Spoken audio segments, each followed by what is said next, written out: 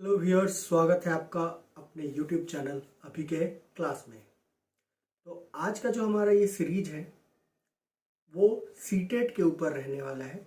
इसमें हम साइंस से संबंधित सभी टॉपिक्स को एक एक करके कंप्लीट करेंगे। तो ये आने वाले सीटेट एग्ज़ाम के लिए महत्वपूर्ण वीडियो हो सकता है। तो जो जो भी इस वीडियो को देख रहे हैं और जिनको कुछ फ़ायदा हुआ हो वो ज़रूर इसे शेयर, लाइक और सब्सक्राइब करें। तो इस वीडियो को हम शुरू करेंगे और इस वीडियो में सबसे पहला शुरू करने से पहले हम लोग सीटेट के सिलेबस के बारे में, साइंस के सिलेबस के बारे में हम लोग देख लेते हैं। और इसमें सबसे पहला जो हमारा सीटेट का इस सिलेबस में, साइंस के सिलेबस में टोटल नंबर ऑफ क्वेश्चन जो साइंस से पूछा जाता है, इसका दो पार्ट होता है, मैथ और साइंस, मैथ्स एंड साइंस। तो साइंस वाले पार्ट से 30 नंबर के क्वेश्चन और मैथ वाले पार्ट से 30 नंबर के क्वेश्चन, टोटल 60 नंबर का वेटेज इन दोनों का बनता है, मैथ और साइंस का। पेपर 2 में दोनों का वेटेज 60 नंबर का बनता है। और इसके अलावा जो 90 मार्क्स होते हैं वो हमें पेडागॉजी जो 30 नंबर के आते हैं, जो भी आपका सब्जेक्ट होगा, इंग्लिश कॉम्प्रिहेंशन, हिंदी, इंग्लिश और हिंदी, ये मिलाकर फिर 30 और 30 नंबर ये हम लोगों को मिलता है। तो एक बड़ा जो पोर्शन होता है वो मैथ्स और साइंस के द्वारा पूरा किया जाता है, जो पेपर 2 में क्लास 6 to 8 के लिए नेसेसरी है। तो इस वीडियो में हम लोग पेपर 2 के साइंस सिलेबस को कंप्लीट करेंगे। यानी इस सीरीज में जो कि इसमें हम लोग सबसे पहले सिलेबस से स्टार्ट करते हैं। तो हमारा जो साइंस का सिलेबस है उसमें टोटल मार्क्स जो होता है वो 30 क्वेश्चन का होता है और पर क्वेश्चन 1 मार्क्स हम लोगों को देते हैं। तो ये टोटल बन गया 30 मार्क्स, जिसमें से 20 जो होते हैं, 20 क्वेश्चन यानी 20 मार्क्स जो हम लोगों को मिलता है वो हमारे थियोरी पार्ट से मिलता है, जो एनसीईआरटी बेस्ड होता है 6 to 8 वाले बुक से, जो क्वेश्चंस बेसिकली पूछे जाते हैं। और 10 नंबर जो क्वेश्चन होता है वो साइंस के पेडागॉजी से पूछा जाता है। तो आइए हम लोग एक एक करके देखते हैं कि थ्योरी पार्ट वाले में क्या क्या हमें पढ़ना है। तो सबसे पहला होता है फूड, यानी भोजन। तो भोजन वाले में इसका स्रोत पढ़ना है, सोर्स ऑफ फूड, इसके घटक पढ़ना है कि फूड के घटक क्या क्या हैं, और क्लीनिंग ऑफ फूड। उसके बाद मटेरियल्स है, जो हमारा सेकंड टॉपिक है वो है मटेरियल, यानी जो हम डेली टू डेली यूज में लाते हैं, जैसे क्लास 7 और क्लास 8, 6 और 7 दोनों से क्लासिफिकेशन ऑफ थिंग्स के बारे में, सॉर्टिंग ऑफ थिंग्स के बारे में कोई एनसीईआरटी में हमारा दिया हुआ है। तो उन्हीं सभी से यहाँ पे क्वेश्चंस पूछे जाते हैं। मटेरियल्स के बाद जो हमारा लिविंग वर्ल्ड है, जो हम क्लास 8 के जो साइंस का चैप्टर है, साइंस का बुक है, उसमें बहुत सारा एक पार्ट होता है, सेल है, ह्यूमन फिजियोलॉजी है, ये सभी इसके अंदर आ जाते हैं। यानी सभी के बारे में थोड़ा थोड़ा, इसमें हम लोग को उतना डिटेल में नहीं जाना है, लेकिन थोड़ा थोड़ा उसके बारे में हम लोग जानकारी प्राप्त कर लेंगे। उसके बाद पीपल के moving things, people and ideas, उसके बारे में जानकारी करेंगे। और कौन कैसे काम करता है उसके रिस्पेक्ट में electric current, circuit, magnet, natural phenomenon, natural resource, इन सभी के बारे में हम लोगों को पढ़ना है। और इस सीरीज में हम लोग इन सभी के ऊपर वीडियो करने वाले हैं। तो आप अपडेट रहने के लिए चैनल को जरूर सब्सक्राइब करें। अब हम लोग आगे बढ़ते हैं और 10 नंबर का जो क्वेश्चन है, ये हमारा सिलेबस दिया हुआ है, ये आप देख सकते हैं। तो आइए हम लोग अपने वीडियो को आगे बढ़ाते हैं और हम लोग चैप्टर इसमें शुरू करते हैं। तो इस चैप्टर में हम लोगों का ये जो चैप्टर है हमारा, वो है हमारा भोजन के ऊपर। सबसे पहला भोजन। तो सबसे पहला आता है कि भोजन क्या है या भोजन है क्या। तो हम लोग कह सकते हैं कि वैसे पदार्थ जिन्हें हम खाते हैं, यानी जो जीव ग्रहण करते हैं और जिससे हम ऊर्जा प्रदान कर जिससे हमें ऊर्जा प्राप्त होता है, उसे हम भोजन कह सकते हैं। यानी वैसे पदार्थ जो हमें ऊर्जा प्रदान करते हैं उसे हम भोजन कहेंगे। और वैसे ये जो पदार्थ हैं, इनका जो स्रोत है वो या तो पौधा होता है या फिर जंतु होता है। यानी पौधों या जंतुओं से प्राप्त वैसे पदार्थ जिनका हमारे शरीर में ऑक्सीकरण होता है और उनसे ऊर्जा प्राप्त होती है, उसे हम भोजन कहते हैं। और इनसे प्राप्त होने वाले सभी पदार्थ को हम ऑर्गेनिक मैटर कहते हैं या फिर हम उसे कार्बनिक पदार्थ कहते हैं।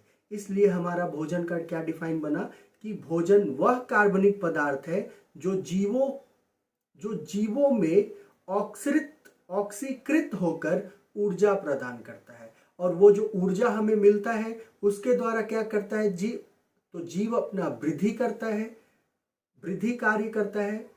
जो कोशिकाएं या उत्तक टूट गई हैं, खराब हो गई हैं, उनकी मरम्मत करता है। और जो जीवन क्रियाएं हैं उनको संचालित करने में उपयोग करता है। तो अब ये जीवन क्रिया क्या है?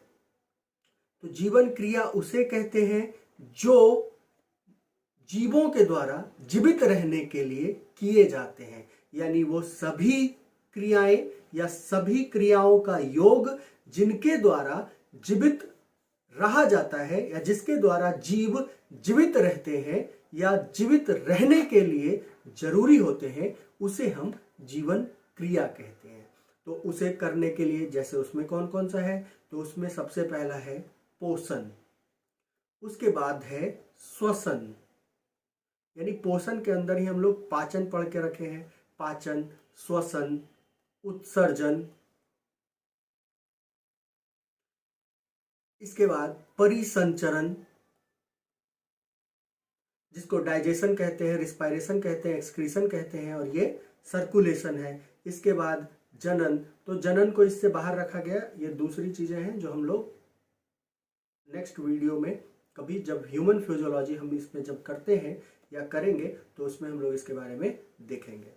तो सबसे पहला अब हम लोग दूसरे पॉइंट पे आते हैं। तो दूसरा पॉइंट, पहला पॉइंट तक क्लियर हो गया होगा।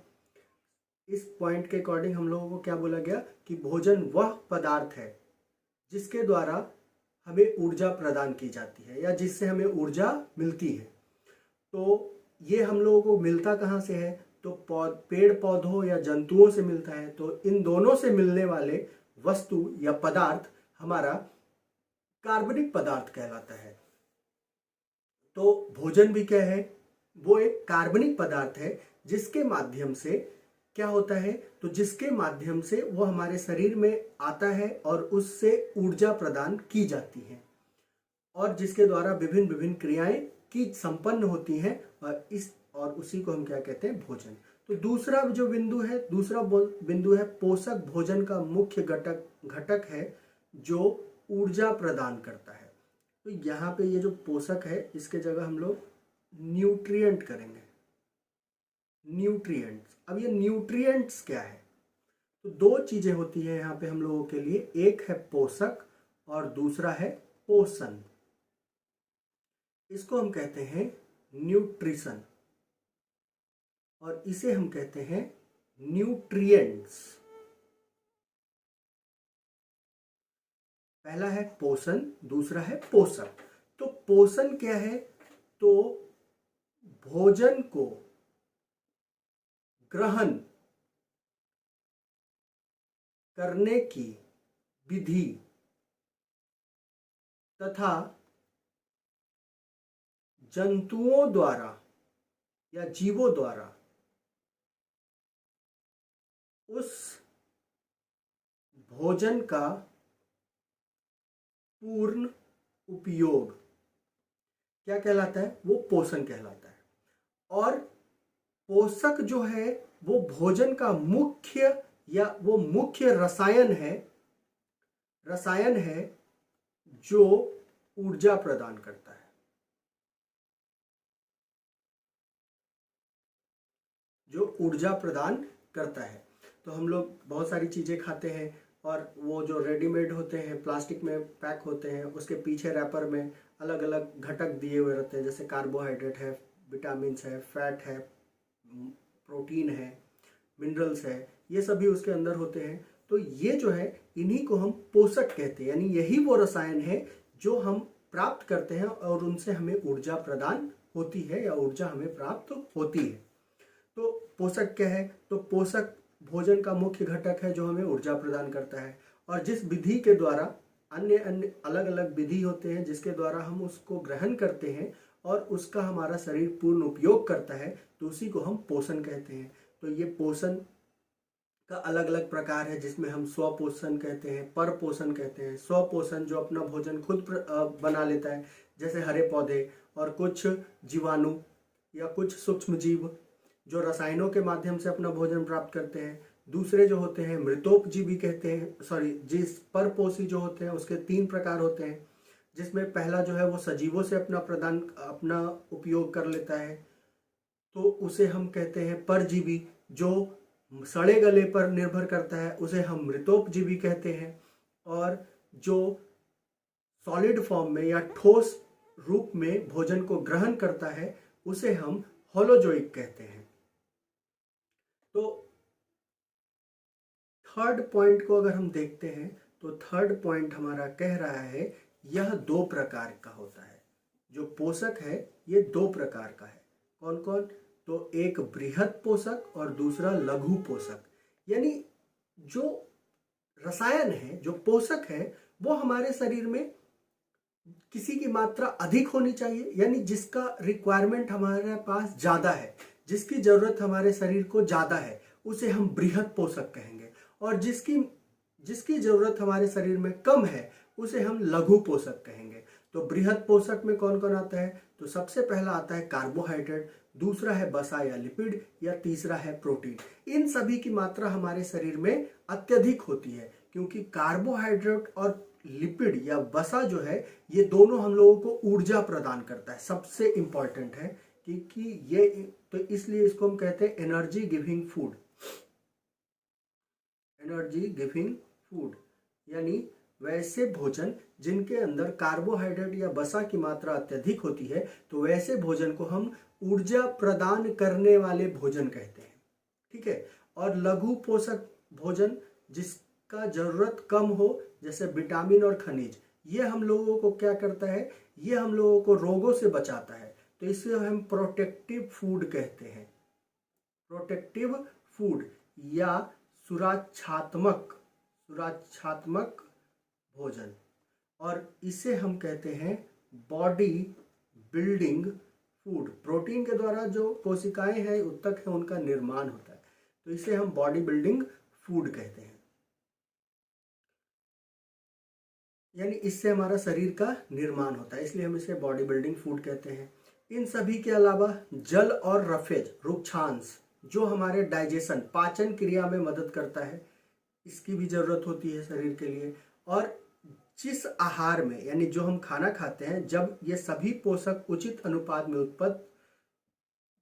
उपस्थित होते हैं तो उसे हम संतुलित आहार कहते हैं।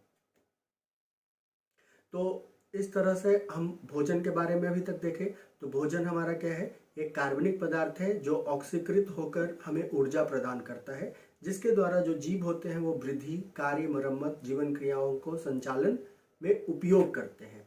और जो भोजन का जो मुख्य रसायन होता है जो हमें ऊर्जा प्रदान करता है, उसे हम पोषक कहते हैं। और पोषण किसको बोला गया? यानी उस विधि के द्वारा, जिस विधि के द्वारा हम पोषकों को अपने शरीर के अंदर अंतर्ग्रहण करते हैं और उसका पूर्ण उपयोग करते हैं, तो उसे हम पोषण कहते हैं। इसके बाद पोषक की 2 कैटेगरी या 2 श्रेणियां बनाई गई हैं। पहला बृहत पोषक और दूसरा लघु पोषक, यानी इसे हम मैक्रो न्यूट्रिएंट कहते हैं, इसे हम मैक्रो और इसे हम माइक्रो न्यूट्रिएंट कहते हैं। ये क्यों है? जिसकी मात्रा हमारे शरीर में, जिसकी जरूरत हमारे शरीर में अत्यधिक है, उसे हम बृहत पोषक कहेंगे, जैसे कार्बोहाइड्रेट हो गया, फैट हो गया और प्रोटीन हो गया। और जिसकी मात्रा हमारे शरीर में कम अमाउंट में चाहिए या कम चाहिए, उसे हम लघु पोषक कहते हैं, जैसे विटामिन और मिनरल। तो विटामिन और मिनरल जो है हमारी चयापचयी क्रियाओं को नियंत्रित करती है, जिससे हमें सुरक्षा प्रदान किया जाता है या जिससे हमें कोई रोग वगैरह नहीं होता है। इसकी अल्पता के कारण या इसकी कमी के कारण हमें विभिन्न तरह के रोग हो सकते हैं, जो हम विटामिन और मिनरल को करेंगे तो उसमें हम लोग देखेंगे। तो इसलिए इसको हम सुरक्षात्मक भोजन कहते हैं। ये जो है कार्बोहाइड्रेट और लिपिड जो है वो भोजन देता ये ऊर्जा देता है, इसलिए हम एनर्जी गिविंग फूड कहते हैं। और प्रोटीन जो होता है वो बॉडी बिल्डिंग में हेल्प करता है, यानी शरीर को बनाने में मदद करता है, इसीलिए हम बॉडी बिल्डिंग फूड कहते हैं। तो इस तरह का क्वेश्चन आ भी सकता है कि निम्न में से किन पोषकों को हम एनर्जी गिविंग फूड कहते हैं या किन्हें हम सुरक्षात्मक भोजन कहते हैं। यानी वैसे भोजन जिनमें कार्बोहाइड्रेट या फैट की मात्रा अत्यधिक हो तो वो एनर्जी गिविंग, जिसमें विटामिन और मिनरल की मात्रा अधिक हो तो सुरक्षात्मक। इस तरह से है। इसके अलावा हम लोगों का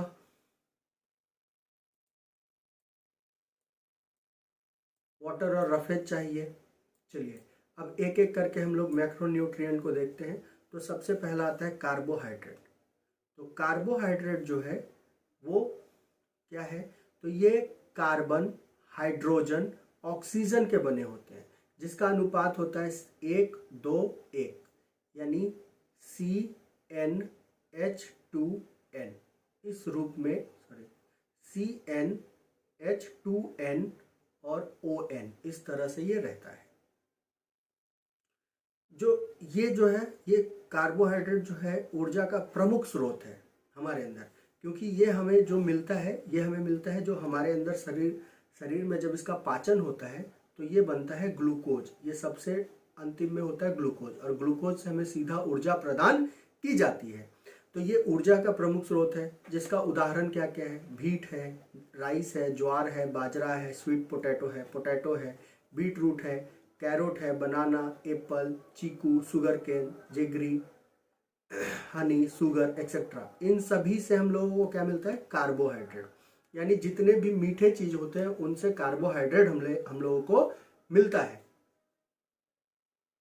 और ये ग्राम कार्बोहाइड्रेट से कितना एनर्जी निकलता है, तो 17 किलो जूल एनर्जी निकलता है, या 4 किलो कैलोरी हमें ऊर्जा प्रदान होती है या हमें ऊर्जा मिलती है 1 ग्राम कार्बोहाइड्रेट से।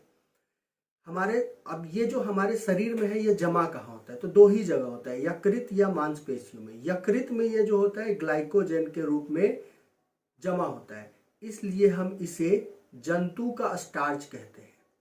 इसे हम क्या कहते हैं, जंतु का स्टार्च। यानी जंतु का स्टार्च हम किसे कहते हैं, ग्लाइकोजन को कहते हैं।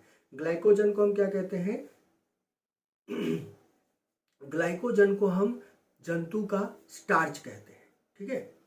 और इस जो जमा होने की क्रिया है उसे हम ग्लाइकोजेनेसिस कहते हैं। इसे हम क्या कहते हैं, ग्लाइकोजेनेसिस। हमारे शरीर का जो 1% भाग है वो कार्बोहाइड्रेट से बना होता है।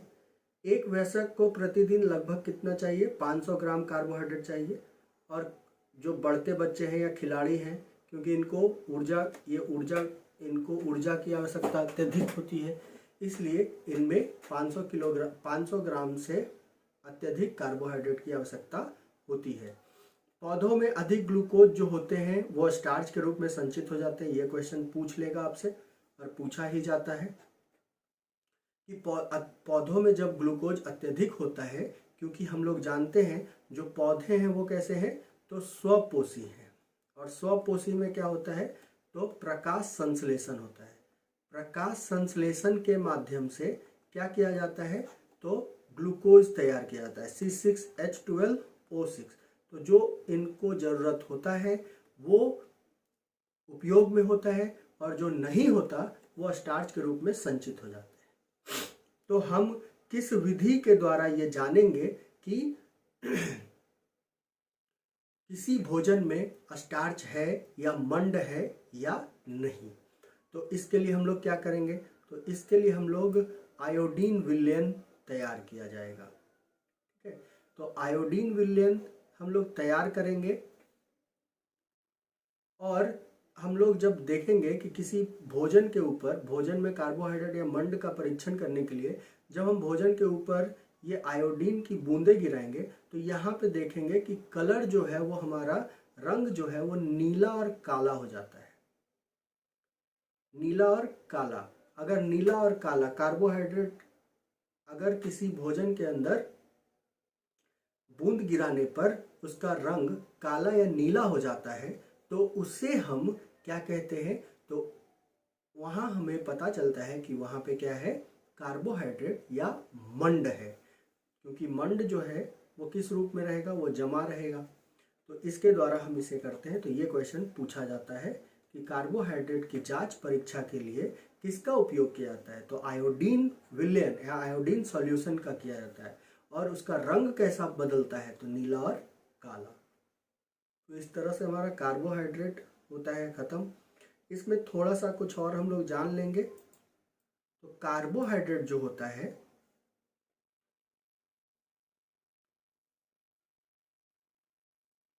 कार्बोहाइड्रेट जो होता है हमारे शरीर में इसका आंशिक पाचन मुख में होता है, मुख में होता है। इसके ऊपर जो एंजाइम काम करता है उसको हम कहते हैं अमाइलेज एंजाइम। और एक जो मुख में होगा उसको हम सैलिवरी अमाइलेज कहेंगे, सैलिवरी अमाइलेज, या इसी को पिटलीन कहा जाता है, पिटलीन कहा जाता है।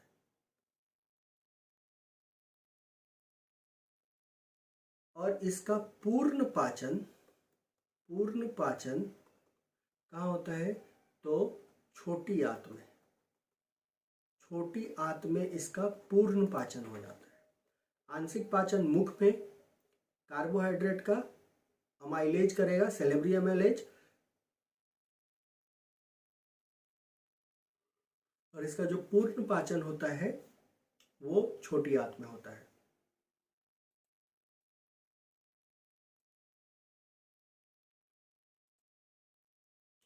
दूसरा जो हमारा टॉपिक है वो है बसा।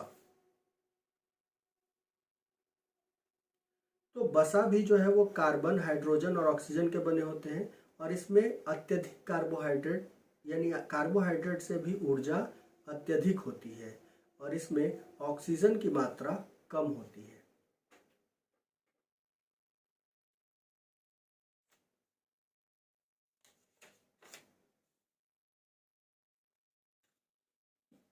ऑक्सीजन की मात्रा कम होती है और 1 ग्राम वसा को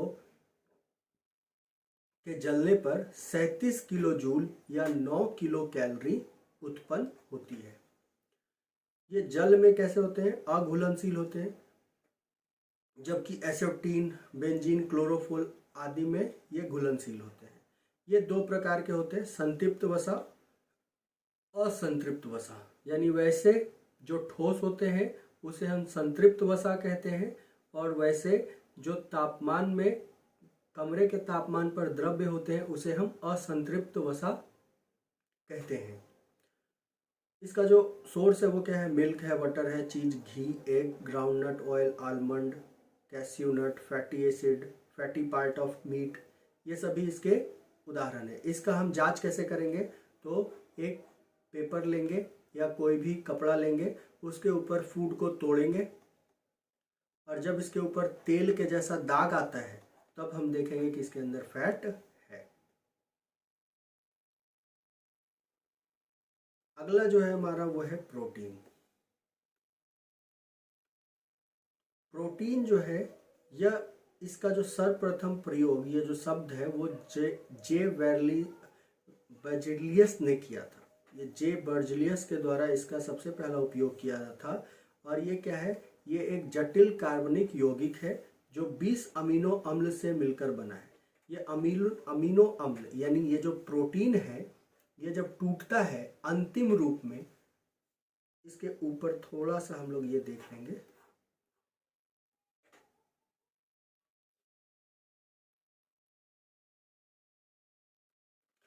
बसा को तोड़ने के लिए, बसा जो होते हैं वो बड़े बड़े टुकड़ों में होते हैं, तो इसको तोड़ने के लिए एक क्रिया होती है जिसको हम कहते हैं इमल्सिफिकेशन। इमल्सिफिकेशन, इसको हम पासीकरण कहते हैं। इसमें जो क्या होता है, तो जो बसा होता है ये फैटी एसिड या फैटी अम्ल और ग्लिसरॉल में टूटता है, और इस काम को करने के लिए एक लाइपेज एंजाइम होता है।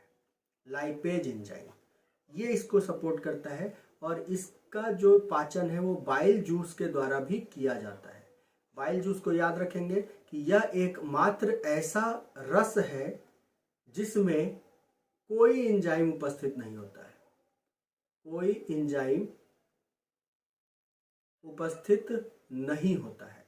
और ये किसके द्वारा निकलता है, तो यकृत द्वारा निकलता है। यानी बसा को तोड़ने के लिए कौन काम करेगा, लाइपेज काम करेगा। किसमें मदद करता है, इमल्सिफिकेशन में। यानी इमल्सिफिकेशन क्या है, तो वसा का छोटे छोटे बूंदों में टूटना, जो फैटी अम्ल और ग्लिसरॉल में टूटता है। और ये जो वसा होता है हमारे शरीर में, यानी ये जो होते हैं ये हमारे शरीर में एडिपोज कोशिका या एडिपोज ऊतक में जमा हो जाता है, जिसके कारण से अगर ये अत्यधिक हो जाए तो मोटापन आ जाता है। नेक्स्ट है हमारा प्रोटीन। प्रोटीन का जो सर्वप्रथम उपयोग किया था, जो शब्द वो जे वर्जिलस ने किया था। ये एक जटिल कार्बनिक यौगिक है जो 20 अमीनो अम्ल से मिलकर बना है। तो प्रोटीन के ऊपर जो काम करता है, ये यहाँ पे 2 एंजाइम काम करते हैं। एक अमाशय में यानी पेट में, अमाशय में है हमारा कौन, तो अमाशय में है हमारा पेप्सिन, और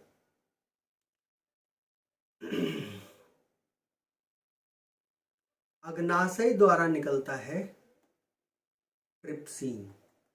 ये दोनों जो होते हैं ये प्रोटीन के ऊपर काम करते हैं, और प्रोटीन का जो फाइनल टूटता है, जो अंतिम है, वो टूटता है अमीनो अम्ल में। यानी टोटल कितने अमीनो अम्ल का मिलकर बना होता है, 20 अमीनो अम्ल, जिसमें से 10 जो है वो हमारा शरीर खुद बना लेता है, और 10 हम लोगों को बाहर से लेना होता है। ठीक है। जिस प्रक्रिया के द्वारा प्रोटीन का निर्माण होता है उसे हम रूपांतरण कहते हैं। तो शरीर का लगभग 15% भाग जो है वो प्रोटीन से बना है, और ऊर्जा उत्पादन और शरीर की मरम्मत दोनों कार्य के लिए प्रोटीन उपयोगी होते हैं। यानी जब कार्बोहाइड्रेट नहीं होगा तो जो बसा है हमारा वो स्टोर फूड कहलाता है, वो टूटता है। जब इन दोनों की कमी होती है तब प्रोटीन का पाचन होता है और उनसे ऊर्जा प्राप्त होता है। 1 ग्राम प्रोटीन से कितना निकल रहा है, 5.65 किलो कैलोरी ऊर्जा उत्पन्न होती है। 20 प्रकार का अमीनो अम्ल है, जिसमें से 10 हमारा भोजन देता है और 10 हमारा शरीर खुद बना लेता है। और प्रोटीन क्या है, तो ये पॉलीपेप्टाइड चेन है अमीनो अम्ल का, जो पॉलीपेप्टाइड बंधों के द्वारा जुड़े होते हैं। और आवश्यक अमीनो अम्ल है जो ग्रहण द्वारा, अनाज के द्वारा ग्रहण किए जाते हैं। हम लोगों को प्रत्येक दिन 70 से 100 ग्राम की जरूरत होती है, और एक्सेस प्रोटीन भी हमारे शरीर में नहीं होता है। अगर हम अत्यधिक इसका सेवन करते हैं तो हमारा विक्र यानी किडनी फेलुअर होने का चांस बढ़ जाता है। जो protein carbon, hydrogen, oxygen, nitrogen in सभी के बने होते हैं, और कुछ में सल्फर और फास्फोरस और लोहा भी पाया जाता है। यानी जैसे कार्बोहाइड्रेट था कार्बन, हाइड्रोजन, ऑक्सीजन का बना हुआ, बसा जो था कार्बन, हाइड्रोजन और ऑक्सीजन, वहाँ पे ऑक्सीजन की मात्रा कम होती है। इसमें जो होता है कार्बन भी होता है, हाइड्रोजन भी होता है, ऑक्सीजन भी होता है और नाइट्रोजन भी होता है। और कुछ में इनके अलावा भी सल्फर, फास्फोरस और लौह पाया जाता है। अगर हमारे शरीर में प्रोटीन की कमी हो जाए, छोटे बच्चों में देखा जाता है एक बीमारी होता है, उसे हम क्वासियोर कहते हैं। और जब प्रोटीन और कार्बोहाइड्रेट की कमी हो जाती है तो उसे मार्समस कहते हैं। ये दोनों पॉइंट याद रखिएगा, इससे क्वेश्चन जरूर आपका पूछेगा कि जब शरीर में यानी जब आहार में प्रोटीन और कार्बोहाइड्रेट दोनों की कमी होती है तो कौन सी बीमारी होती है, तब मार्समस होता है। और सब प्रोटीन सिर्फ कमता है तो उसमें क्वासियोर होता है, ठीक है, सॉरी क्वासियोक्वार होता है। इसके बाद इसका क्या क्या स्रोत है, तो स्रोत में है lean meat, fat free muscles, fish, egg, milk, cheese, nuts, beans, peas, pulses etcetera, ये सभी इसके स्रोत हैं जिनसे ये प्राप्त किए जाते हैं। दूसरा है परीक्षण, जो क्वेश्चन कभी पूछा जाता है इनसे। बीकर लेना है जिसको परख नली कहते हैं, इसके अंदर फूड को तोड़कर डालना है, इस फूड के अंदर फिर जल मिलाना है और इस जल में हम लोग 2 बूंद किसका डालेंगे, तो कॉपर सल्फेट। इसमें हम क्या डालेंगे, कॉपर सल्फेट CuSO4 की 2 बूंद डालेंगे इसमें। और उसके बाद इसे हम क्या करेंगे, हिलाएंगे, सेक करेंगे अच्छे से। सेक करने के बाद कॉस्टिक सोडा यानी NaOH का 10 बूंद इसके अंदर डालेंगे। जब इसके अंदर, अब हम इसमें देखेंगे अगर रंग बैगनी रंग हो गया तब इसमें प्रोटीन उपस्थित है, और बैगनी रंग नहीं हुआ तो उपस्थित नहीं है।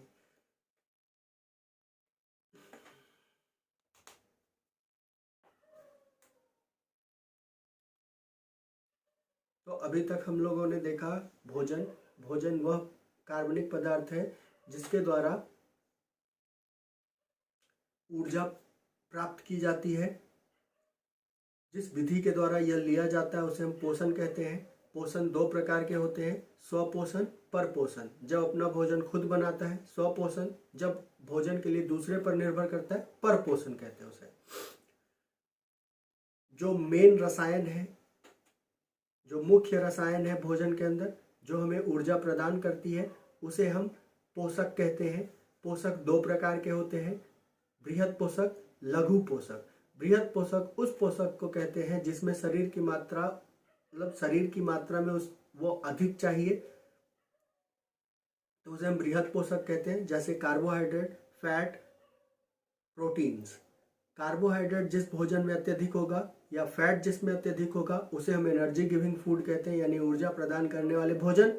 जिसमें प्रोटीन की मात्रा अत्यधिक होगी उसे हम कहते हैं बॉडी बिल्डिंग फूड या शरीर निर्माण में सहायक भोजन।